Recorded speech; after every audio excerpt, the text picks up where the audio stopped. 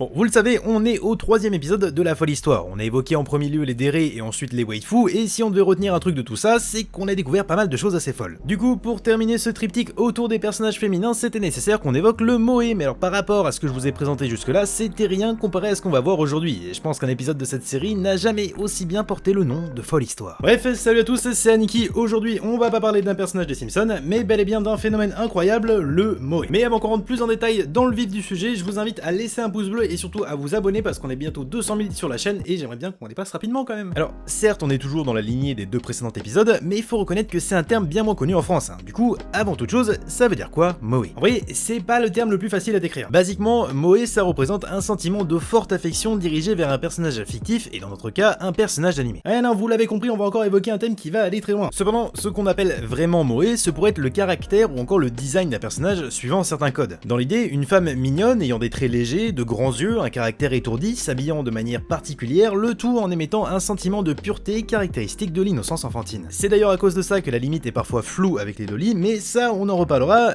jamais, parce que j'ai pas spécialement envie tout simplement. Vous l'avez peut-être remarqué, mais j'ai beaucoup utilisé le conditionnel pour expliquer le terme de moe. La raison c'est qu'il n'y a pas une description précise qui définit clairement ce que c'est, et même les fans ne sont pas forcément d'accord sur tous les points. Cependant, dans les grandes lignes, il faut voir un personnage moe comme une femme ou une fille avec un côté enfantin très poussé, afin que les spectateurs la voient comme leur petite sœur, créant ainsi une affection particulière qui reste bien évidemment d'ordre platonique. C'est pour ça qu'on dit que moe c'est un sentiment, puisque c'est la capacité d'un personnage à donner envie au public de l'adorer, de le protéger ou encore de le réconforter. Ce qui fait que techniquement ça peut être aussi un homme, même si ça reste assez rare. Pour que vous compreniez bien, je vais vous présenter plusieurs personnages moe, il y en aura forcément un qui va vous parler et comme ça on sera tous sur la même longueur d'onde. Alors on peut citer Nel, Umaru Doma, Shiro ou encore Mira Kuriyama. On aura d'autres choses à dire sur la signification de moe dans cette vidéo, mais on verra ça plus tard. Maintenant qu'on a globalement vu les bases, on va pouvoir s'attarder sur l'étymologie et sur les origines du terme. Moe serait un dérivé du verbe japonais moeru qu'on pourrait traduire par avoir un coup de cœur, ce qui collerait bien avec l'affection qu'un internaute peut ressentir pour un personnage. Cependant, j'ai bien précisé serait puisque certaines théories viennent à croire que moe proviendrait plutôt de personnages, que ce soit Otaru Tomoe de Sailor Moon ou encore Moe Sakizawa de Kyoru Wakusei. En soi, c'est pas très utile de connaître précisément l'origine du terme, par contre ce qu'il est, c'est de savoir comment il est devenu populaire. Avec les 2 animés qu'on a évoqués plus tôt, on comprend que c'est un phénomène qui est apparu dans les années 90, cependant il s'est démocratisé qu'à partir des années 2000 pour finalement disparaître un peu ces dernières années, mais c'est pas grave, on est là pour lui redonner une deuxième jeunesse. Ce qui est intéressant, c'est de connaître la cause de cette démocratisation. Durant l'année 1999, un site va voir le jour au Japon, celui de 2channel, un lieu de forum où tout le monde pouvait venir échanger sur n'importe quel thème de manière anonyme. Alors peut-être que le nom vous dit rien, mais c'est de ce dernier qui est inspiré 4chan qui, à la base, devait être uniquement dédié aux animés. Par ailleurs, quand Christopher Poole, le fondateur de 4chan, a quitté son poste de dirigeant en 2015, c'est Hiroyuki Nishimura, le créateur de 2channel, qui a pris sa place. Bref, le monde est petit, mais on s'est un peu égaré, donc on va revenir dans le vif du sujet. C'est donc au sein de ce forum que le terme va se développer, bien qu'on soit des personnages moe, il en a toujours existé au sein des mangas. Donc ouais, comme pour Dere ou Waifu, ça provient d'internet, mais vous allez voir que cette fois-ci, ça a dépassé toutes les frontières. Pour que moe s'intègre à la culture de masse, il a fallu un homme. Son nom, Densha Otoko. Alors techniquement en vrai c'est un pseudonyme parce que ça veut littéralement dire l'homme du train, mais il est à lui seul le symbole d'une génération tout entière. Son histoire est celle d'un jeune otaku qui un beau soir va croiser une femme se faisant agresser par un homme alcoolique. Il va alors essayer de la sauver, ce qui va pas forcément très bien se passer, mais il va tout de même réussir à impressionner la jeune demoiselle en détresse qui va se décider à prendre son adresse pour lui faire parvenir un cadeau de remerciement. Tout aurait pu s'arrêter là, mais en rentrant chez lui, il va se connecter au forum 2channel et à l'aide de nombreux internautes, il va finalement réussir à séduire la belle inconnue. Bon, c'est une belle histoire, mais soyons honnêtes, il y a très peu de chances qu'elle soit vraie. Cependant, ça lui a pas empêché de devenir populaire au sein du forum. Après une conversation qui dura 57 jours et qui récolta 29 862 messages, l'histoire fut très rapidement adaptée en roman, en plusieurs séries de mangas, en long métrage, en série TV ou encore en bon gros hentai, yes. Bon, cependant, ce qui nous intéresse ici, c'est la série. Diffusée entre le 7 juillet et le 22 septembre 2005, elle a connu un succès fulgurant. Son dernier épisode, diffusé en prime time sur Fuji TV, a été vu par 25,5% de l'audience nationale. Ça fait beaucoup. Alors, j'ai pas réussi à trouver combien ça représentait exactement, mais on parle de millions et de millions de personnes devant leur télé. Densha Otoko est donc un phénomène sans nom, mais ce qui va surtout retenir l'attention des gens, c'est le fait que le protagoniste de l'histoire passe son temps à répéter moe un peu partout. Moe?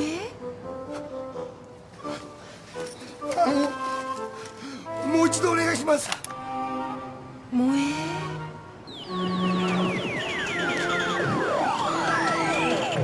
Alors ouais, attention, j'ai dit que c'était populaire, mais j'ai jamais dit que c'était bien. À partir de là, la machine est lancée et le terme moe est sur toutes les lèvres. La même année, en 2005, il est élu comme l'un des mots d'argot les plus influents au Japon, et qu'à regarder le volume de recherche du terme sur internet à ce moment-là, c'était monstrueux. Mais c'est pas tout. En 2007, Newsweek Japan publie un article de couverture décrivant l'impact mondial du moe. Un an plus tard, en 2008, l'Office national du tourisme sponsorise un livre qui comprenait une section enseignant aux japonais comment expliquer moe aux étrangers en anglais. Et même si à ce moment-là le terme est un peu éloigné de sa véritable signification, ça n'empêche qu'il va permettre à l'opinion générale de mieux comprendre cette culture d'idolâtrie envers des personnages fictifs et surtout de mieux l'accepter. Et c'est ça qui est important que vous compreniez. Vous savez, des sites comme 2channel, il y en a d'autres. On a cité 4chan, mais on aurait également pu évoquer JVC qui fonctionne sous le même principe. Ces regroupements de personnes anonymes donnent souvent lieu à la naissance de délires, pour résumer ça grossièrement, qui sont souvent assez enfantins et bonne ambiance. Bien évidemment, c'était aussi le cas ici, un simple topic qui a duré 2 mois autour d'une histoire que personne ne peut certifier comme étant véridique et qui pourtant a amené à la naissance d'un énorme phénomène touchant des millions de personnes. Mais surtout, ça a amené au bouleversement d'une industrie tout entière puisque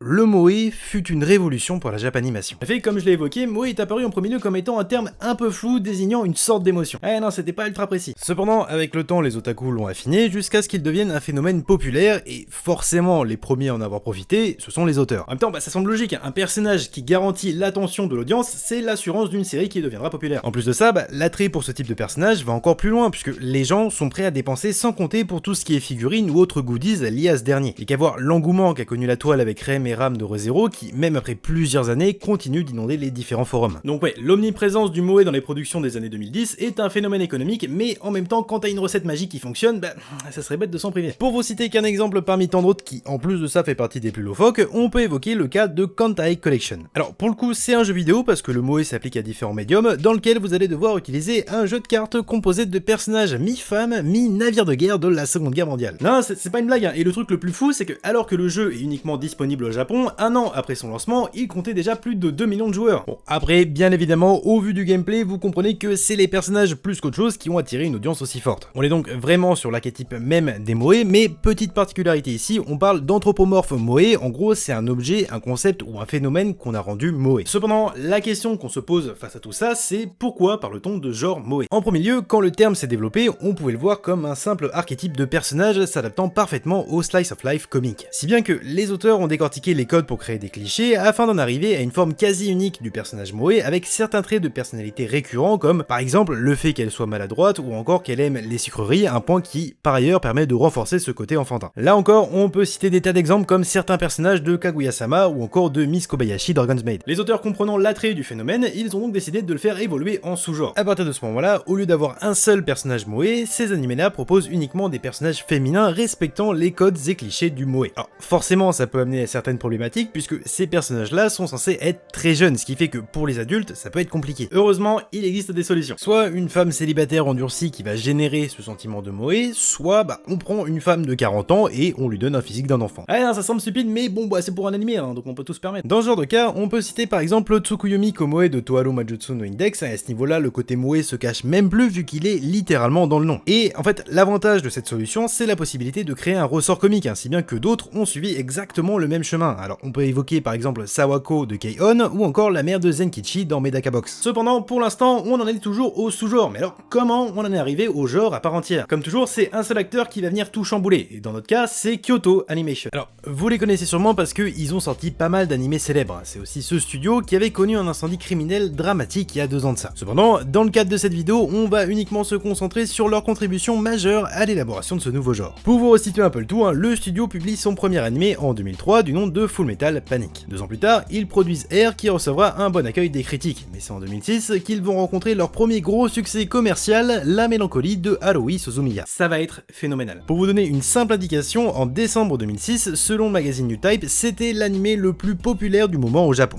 C'est pas mal. On peut aussi parler de l'énorme communauté qui s'est créée autour de l'œuvre ou même de l'impact de l'animé sur l'industrie. Alors on l'avait déjà évoqué lors de la vidéo portant sur la musique dans les animés, mais pour résumer ça globalement, c'est banco. Et forcément, du côté de Kyoto Animation, les mecs sont pas cons. Ils tiennent clairement quelque chose avec cette œuvre, et surtout avec son personnage principal qui est l'archétype même du moe. Du coup, ils vont réitérer l'expérience seulement un an après. En 2017 va sortir 2 animés, Lucky Star et Clannad. Pour résumer ça, c'est bourré de moe et ça va connaître un giga succès là encore. Pour Kyoto Animation, c'est bon, ils ont la recette et ils ont plus qu'à la répéter. En 2009, ils sortent donc la saison 2 de la mélancolie de Haruhi Suzumiya, mais surtout l'œuvre qui va nous intéresser le plus, K-On! Et alors là, grosse moula. Pour que vous compreniez bien la taille du truc, 2 ans plus tard, en 2011, la franchise passe le cap des 500 000 Blu-ray vendus, ce qui en fait le premier animé à atteindre un tel cap. De plus, toujours la même année, on estimait à 1050 le nombre de goodies issus de la série qui, à eux seuls, auraient rapporté un bénéfice de 192 millions d'euros. Non mais attendez, parce que c'est pas tout. Toujours en 2011, le film K-On! Sort le 3 décembre et en seulement 2 jours, il va générer 316 millions de yens, une somme qui atteindra 1 milliard 900 millions de yens en mai 2012. Bref, c'est colossal, mais pourquoi ça nous intéresse tant que ça? Dans K-On!, on suit une simple bande d'adolescentes formant un groupe de musique, et c'est tout, il n'y a pas besoin de plus de développement puisque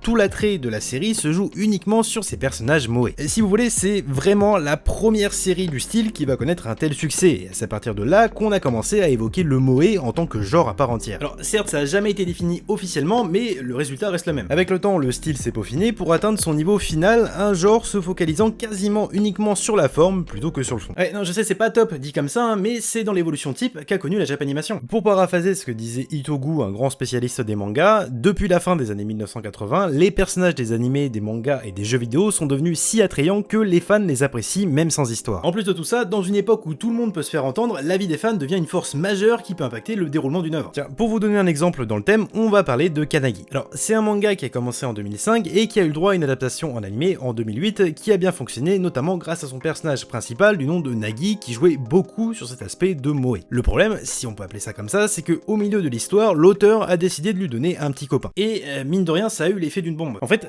dans l'esprit des fans et surtout de certains fans japonais, l'arrivée de ce petit ami laissait sous-entendre que Nagi n'était plus vierge, ce qui dénotait totalement avec la soi-disant pureté émanant de son aspect moe. Je me prononcerai pas dessus parce que c'est un avis clairement catastrophique, mais le fait que cette pensée arriérée a fait quand même son petit bonhomme de chemin. Ce qui s'est passé, c'est que ces fans-là, qui étaient quand même pas mal, se sont mis à brûler leur collection de mangas et à boycotter la série en signe de protestation. Et c'est allé tellement loin que le mangaka, sous la pression et le stress, a fini à l'hôpital devant arrêter sa série pendant un certain temps. Et quand on entend ça, on comprend pourquoi rares sont les auteurs qui prennent des risques, parce que soit ça fonctionne pas, soit ça déplaît aux fans. Pour terminer avec le moe, c'est un phénomène créé par les otaku et pour les otaku, ce qui fait que en soi, c'est un peu la forme ultime du personnage d'animé. Bien évidemment, c'est très grossier dit comme ça et tout n'est pas aussi simple, mais c'est la démonstration même que la Japanimation est en perpétuelle évolution. Difficile alors de savoir si on arrivera à une overdose du genre ou à une uniformisation totale, mais ça, seul le temps nous le dira. En attendant, ce qu'on peut faire, c'est profiter des animés qu'on a déjà et pourquoi pas s'aventurer vers des œuvres moins connues, pouvant, qui sait, nous révéler de belles surprises. Merci d'avoir suivi ce nouvel épisode de La Folle Histoire, j'espère qu'il vous a plu, si c'est le cas, faites-le moi savoir en vous abonnant et en lâchant un pouce bleu. J'ai encore plein d'histoires du genre à vous raconter et j'ai très hâte que vous les entendiez. N'oubliez pas d'aller faire un tour sur mes réseaux sociaux, Twitter et Instagram, tout est dans la description, et sur ce, je vous dis à la prochaine pour une nouvelle vidéo, c'était Aniki,